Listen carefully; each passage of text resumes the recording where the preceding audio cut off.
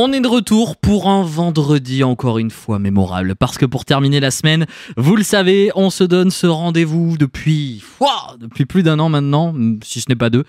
Eh bien, on termine la semaine ensemble. C'est le warm-up voltage. Un DJ, une personne issue de la scène électro vient nous voir.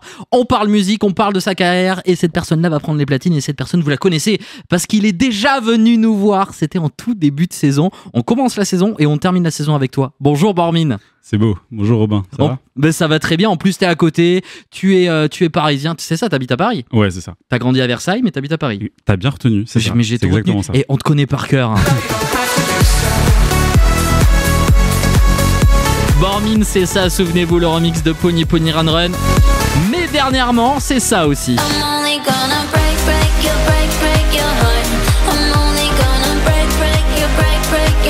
Ce remix de Break Your Heart. Ah, franchement, mais juste avant l'été, mais merci. Nous te remercions, on a notre tube. Bah écoute, j'espère, ouais. J'espère. En tout cas, j'ai tout fait pour que ce soit le plus solaire possible. Mais là, faut que tu me racontes, Bormin, pourquoi ce titre, pourquoi ce choix de morceaux raconte-nous cette histoire de ce titre, c'est un remix de Taio Cruz, on le rappelle. Exactement. Bah en fait, Taio Cruz, quand il a sorti ce son-là en 2009 ou 2010, je sais plus. Moi, j'avais 11 ou 12 ans. T'es de quelle année ? Je suis de 98. 98, ok. Je suis un peu plus vieux que toi. T'es de quelle année ? 96. Un tout petit peu. Oui, un tout petit peu. Mais c'est rare que je puisse dire ça, tu vois. Et donc, du coup, quand j'avais 11 ans, j'étais dans ma chambre et je dansais sur ce son, quoi. J'ai vraiment aimé cette époque pop avec Taio Cruz et donc je suis retombé sur ce titre à un moment l'année dernière et je me suis dit en vrai ça peut carrément le faire de le remettre au goût du jour un petit peu. Mais c'est marrant parce que là t'es en train de me raconter quasiment la même histoire qu'avec Pony Pony Run Run, ouais. Un titre que t'as kiffé, que tu kiffais avant et que t'as décidé de remixer. Donc en fait c'est que tes bangers de tout ce que t'avais dans ton MP3 à cette époque-là. C'est un peu ça, ouais. J'aime bien même sans avoir l'intention de sortir les morceaux, retomber sur des petits sons que j'avais oubliés un petit peu à un moment et les remettre au goût du jour. Et puis après, je décide si oui ou non je le sors ou pas, quoi. Donc là, t'as choisi une voix aussi, une voix féminine, pour changer. Ouais. Je trouve ça plus intéressant de ouf. D'avoir une voix féminine sur ce titre-là aujourd'hui.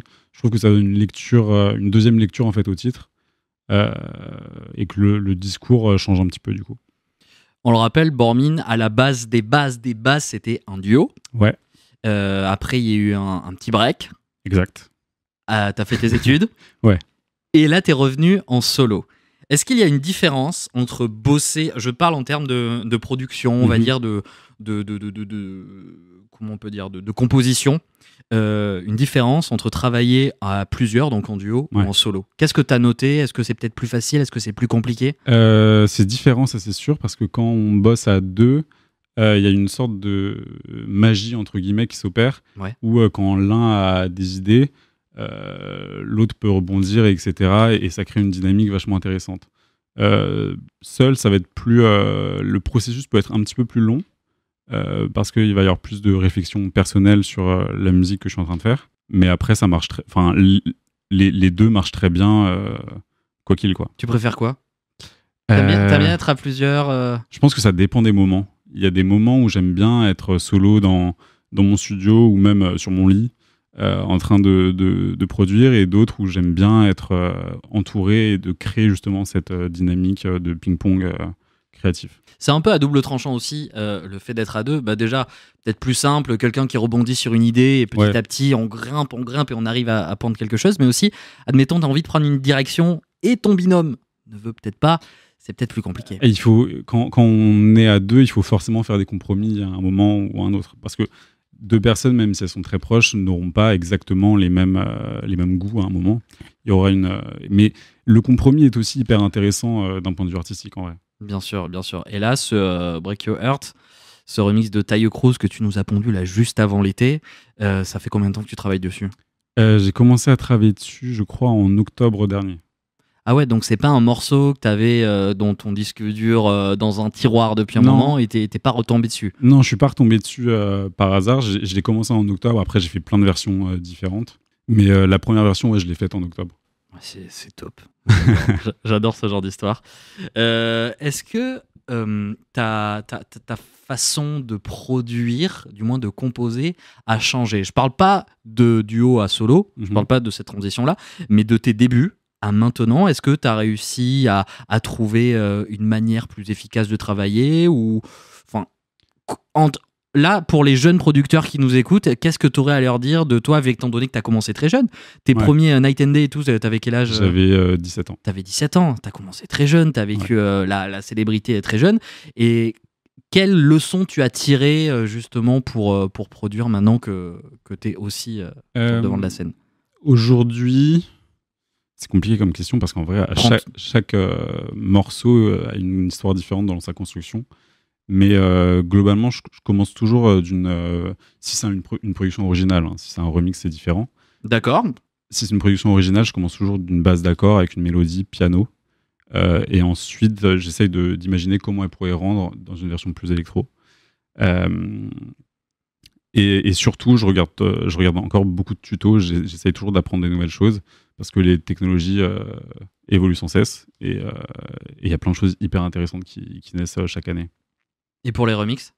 Pour les remixes, déjà, il faut trouver le titre à remixer.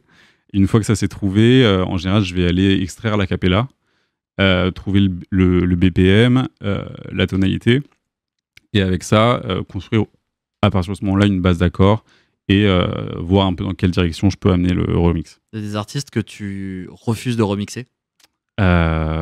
Certainement. Il n'y en a pas. Tu ne dis pas, alors lui ou elle ou ce groupe-là, jamais j'y toucherai, j'ai pas envie de m'attaquer à ça. Là, j'en ai un qui me vient en tête, ça serait Queen. Queen, je le toucherai pas. Queen, c'est pas possible. Ouais, je peux pas. C'est trop bien de base pour que je puisse le toucher. Ça sera forcément moins bien. Ah ouais, tu trouves ça? On peut penser ça. Bah ouais. Ok. Mais c'est vachement intéressant ce que c'est de base exceptionnel, donc.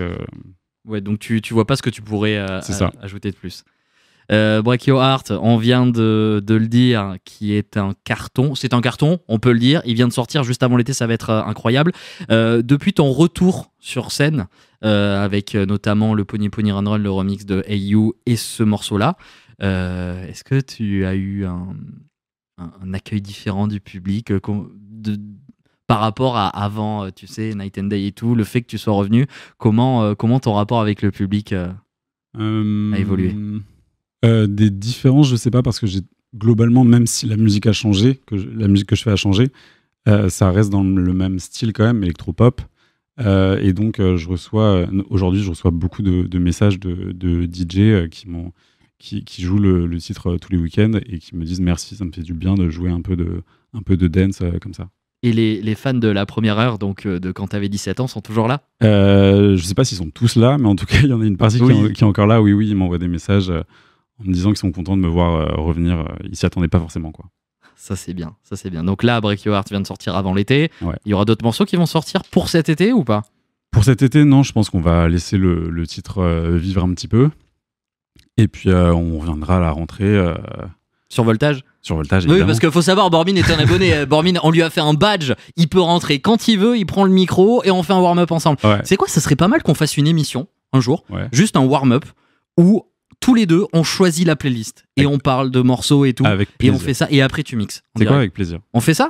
On essaie de faire ça pour la saison prochaine? Avec plaisir, vraiment. Je me tourne vers l'attaché de presse et c'est 2 pouces en l'air. Donc allez, on fait ça. Non, ça peut être très très bien. Avec plaisir, ouais. Ça peut être très très cool. Tu parlais de Queen tout à l'heure. Ouais. Parce que c'est un groupe que tu ne remixeras jamais parce que tu trouves ça trop parfait.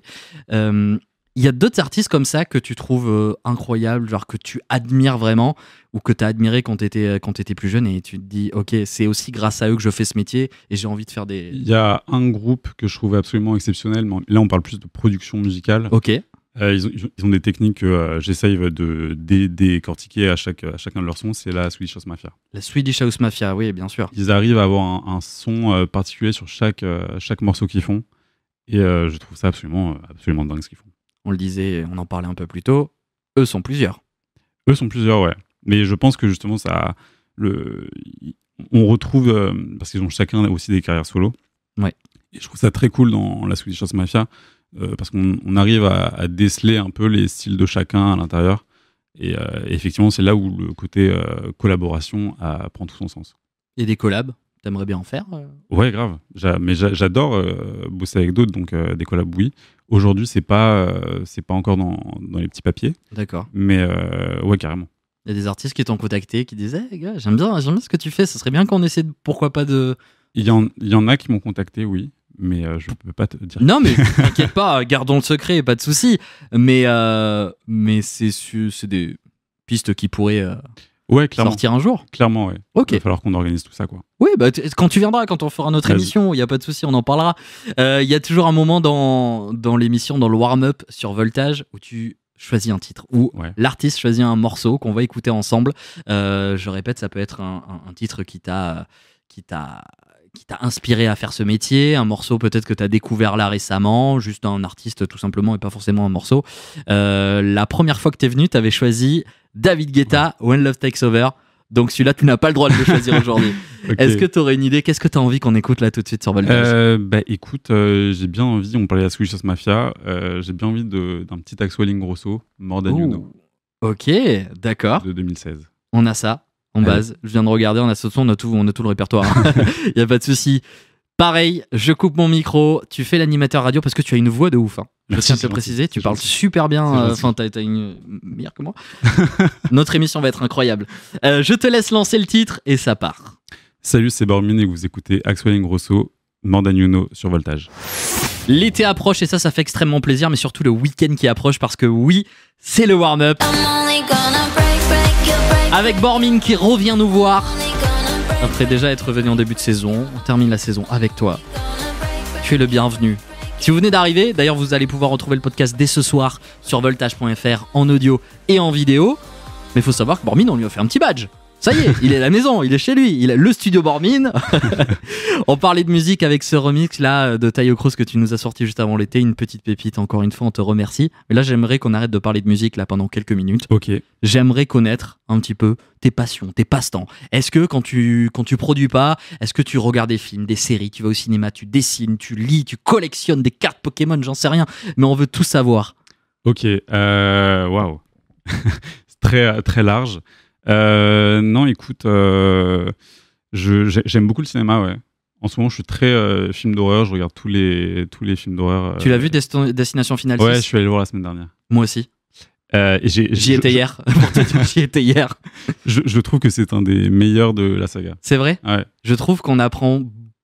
ça éclaire un petit peu tous les autres... Oui. On va pas vous spoiler, mais j'aimerais... On va faire une émission cinéma, bordel. On va faire une après-midi ensemble. Ok, donc très film d'horreur. Ouais, très film d'horreur. Enfin, pas que film d'horreur, mais en ce moment, en tout cas, film d'horreur pas mal. J'aime bien, en ce moment, juste me balader et regarder un peu l'architecture autour de moi. Tout le monde nous dit ça, c'est fou. C'est vrai? Tous les invités qui viennent, alors qu'ils soient internationaux ou pas, quand ils viennent à Paris, on nous parle de l'architecture, surtout à Paris, quoi. Paris, c'est incroyable. Il y a tellement de choses qui vivent ensemble, c'est dingue. Un arrondissement, un quartier préféré, on va dire, dans Paris? Ah, tu sais quoi? Attends, je viens d'inventer un jeu. Ok. Je vais te dire des situations et tu me dis quel quartier, quel endroit. Par exemple, pour aller manger au resto. T'es entre potes, tu cherches un resto, tu vas dans quel quartier? Ok, moi j'irais dans le 11e. Dans le 11e. Il y a plein de petits trucs un peu sympas. D'accord. Pour se poser, là il fait beau, on a envie de se poser, pourquoi pas dans l'herbe ou quoi, avec des potes. Tu vas où? J'irais vers le parc, soit vers le parc Monceau, soit vers les buttes Chaumont. Les buttes Chaumont, c'est sympa. C'est sympa. J'aime beaucoup les buttes Chaumont. C'est l'happy hour, on sort du travail avec les potes, fin de journée, on écoute le warm-up sur la route, mais on veut s'arrêter quand même en terrasse. Ok, je dirais 11e, mais parce que mon studio est dans le 11e. Donc, ok. Pour bouger, là où ça bouge un peu, juste avant le week-end, juste avant de sortir le soir. Ok. Pour sortir carrément en club. Ça va où? Pour sortir en club, je dirais, surtout l'été, je dirais la Clairière. Ah, la Clairière, ouais, c'est pas mal. Une date à la Clairière possible? Tout est possible. Tout est possible. D'accord. On va suivre ça de très très près. Pour aller courir, pour aller faire un peu de sport. Pour aller courir, Montmartre. Ah ouais, mais faut avoir des bonnes chevilles déjà, de 1. Ouais, mais c'est ça qui est cool. T'es pas bord de Seine? J'ai jamais couru sur les bords de Seine. Ok, tu sais quoi, on ira. Vas-y. C'est faux, je ne cours pas. Je te laisserai tout seul. Ok, donc film, ça se balade dans Paris. Super. Tu regardes des séries? En ce moment, non, pas trop, parce que... T'as pas le temps. En fait, le truc, c'est que quand je commence une série, j'ai trop envie de la finir et de la binge-watcher. Ah ouais, mais du coup, ça te bouffe ah, mais c'est mort après. Des jours entiers, quoi. La nuit, même la nuit, après t'es fatigué, après t'arrives plus à produire, il y a pas de remix. Je m'interdis de regarder des séries en ce moment. Ok, d'accord. Bon, on va suivre ça de très très près encore.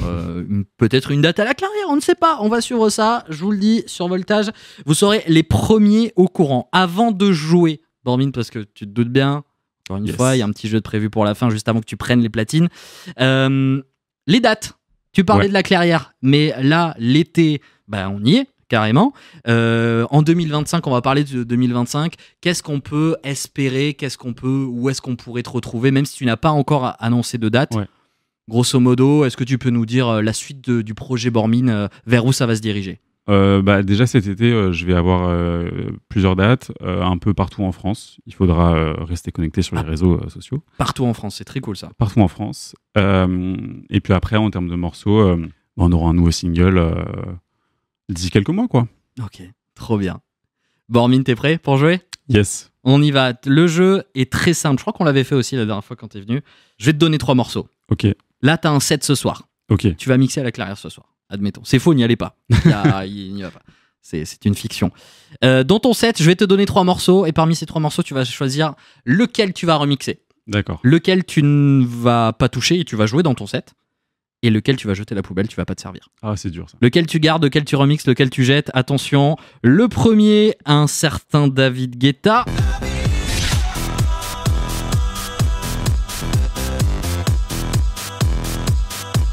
Avec Love Is Gone. Tu as le choix aussi entre David Guetta et Martin Solveig.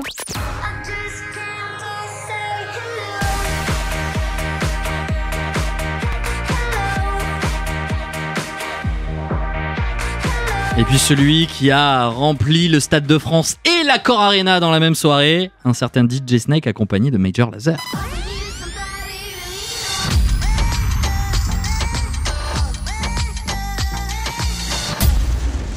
David Guetta, Martin Solveig ou Major Lazer et DJ Snake, lequel tu gardes, lequel tu remixes et lequel tu jettes? C'est dur parce que c'est vraiment 3 titres légendaires de la musique électro en France, même dans le monde en fait. Je fais exprès en fait. Je me doute. Celui que je remixerais, ce serait Lennon. Ok. DJ Snake. Ah ouais. Je pense. Tu verrais quoi comme version un peu remixée? Je sais pas du tout. Tu sais pas du tout? Non, mais la première inspi là qui te vient. Je partirais sur un truc totalement à contresens, un truc peut-être drum and bass. Ah ouais, pas mal. Ok. Pas, comme ça, voilà. Ah ben pourquoi pas un jour? Celui que je jouerais tel quel, ce serait Love Is Gone. Et le Martin Solveig, c'est ciao. Et ça me fait trop mal. Mais il va pas être content. Hein. Mais oui, désolé Martin. On l'a au téléphone. Non, c'est pas vrai. On aimerait beaucoup. Ok, donc ça remix Lennon, ça garde Love Is Gone et Hello. Bon, Hello, il reviendra peut-être. Mais c'est super Hello. Sur un prochain set, on sait jamais. Merci beaucoup Bormin d'être venu nous voir sur Voltage. On le rappelle, le titre qui est toujours en playlist sur Voltage. Break Your Heart de Bormin. Version 2025, vous allez danser sur ce titre. Vous allez le streamer évidemment, mais vous allez surtout le retrouver dans le mix. Là, tout de suite maintenant, Bormin, juste avant de partir en week-end. Merci d'être venu. Merci à toi, Robin. Tu reviens quand tu veux et les platines sont à toi. Super, merci Voltage.